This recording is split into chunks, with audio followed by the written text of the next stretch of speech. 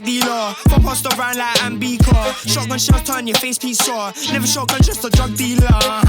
Just a drug dealer. Are you looking for a game where you can slang dope, cook meth, and then playfully extort your customers once they're addicted to that good? Then you should try Schedule 1. This game was made single-handedly by Tyler at Tyler's Video Game Studios, quite fittingly, and the demo that Tyler made captured the hearts of many who had true aspirations of becoming a small-time drug dealer without taking any of the risks, offering the full experience of being an urban entrepreneur by having to manage a trap phone, dealing with nitties, begging you for the good stuff. This indie game's blown up recently, with me and a couple of friends easily sinking 10 to 20 hours into it. In this game, you start as a trailer trash dealer in an RV, and then something unfortunate happens. Unless you were smart enough to remove all your tents from the RV before it got blown up, the next step of your selling journey leads you to a stanky motel room, pinching pennies and getting seeds on tick from the seed daddy, Albert Hoover. Albert is the plug, and you practically have to beg for Albert seed each time you want to begin a new growth cycle. Normally you wouldn't catch me begging for another man's seed, but this game has me acting a little bit differently.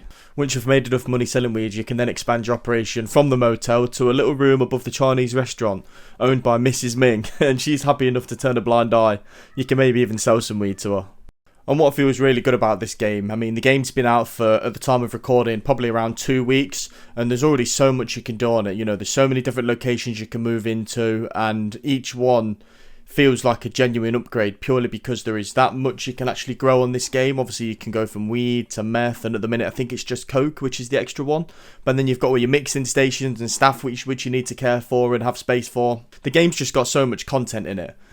So every upgrade that you get really feels like it's necessary and it's worthwhile, which is rare from these type of simulator games. I mean, for fuck's sake, you can even buy cars on this game. And I mean, at the minute, I've only really used the cars for storage and moving stuff from place to place. But I'm sure when the map's bigger, which hopefully they make it bigger, the cars will become really, really useful. So I'm looking forward to that.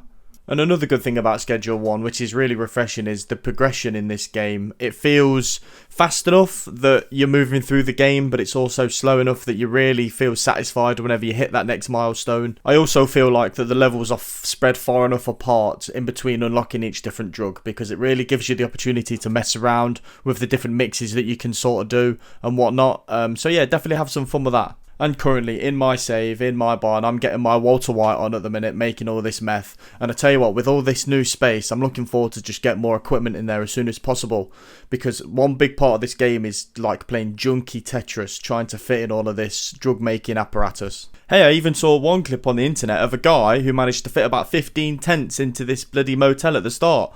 Mate, I thought, fuck trying to deal with that. Once you do get so far into the game, you can begin to boss around your own little dealers. There's one dealer in particular called Benji who I would not fucking trust. He's never crossed me, but I don't know what it is about a man that lives in a motel like he does. He's just got that goddamn look in his eye. And one top tip, once you've collected money off Benji, don't accidentally punch him because this game turns into London Simulator real quick.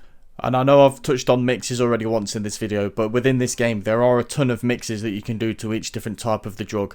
And this really adds something else to the game, because instead of you just selling the same boring drug each time, there's an opportunity for you to make more money or less money, or even just add some silly effects to the people so you know who's high. Currently on my save, everybody that smokes my meth goes bald, so at least I know who's buying it and having a good time. Also, the fact that everybody's bald in my game makes me feel a little better about myself in real life, so that's always a bonus. So this is the part of the video where I begin to talk about some of the bugs and, some of the worst things about this game, but to be honest, a lot of the bugs that I keep wanting to talk about just keep getting patched. I was going to talk about the intelligence of the AI and the workers that you get, but there's since been a patch to fix that, so I can't talk about that.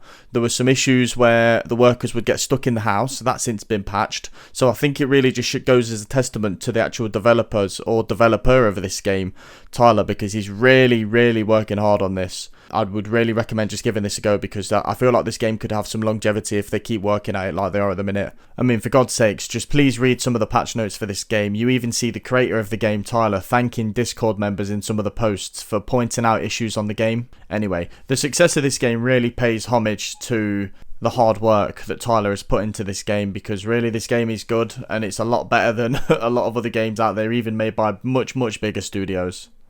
And after saying that, I'm going to go to the forehead scale, which I'm going to give this game an 8 on the forehead scale. 8 out of 10. I mean, for God's sake, just go play the game, man. Help a small studio out. They've really hit the nail on the head with this one. And I can't really say much bad about it, to be honest. I'm just looking forward to see what this game has to bring in the future. But that is the end of this video. I just want to say thank you for watching if you did make it this far. I am going to try and release a video once every 2 weeks because I've got a full-time job. I've got a life. It's quite hard for me to just pump these sorts of things out. If you did enjoy this video, please consider subscribing to the channel. I'm still trying to get my head around, you know, doing voiceovers and whatnot. As you can see, I'm probably still not that used to it, but I'm getting there. I'm getting better. So, yeah, please let me know what you think. And also, please leave your favourite drug mix in Schedule 1 in the comments, because I want to see some and potentially steal some to make myself some money.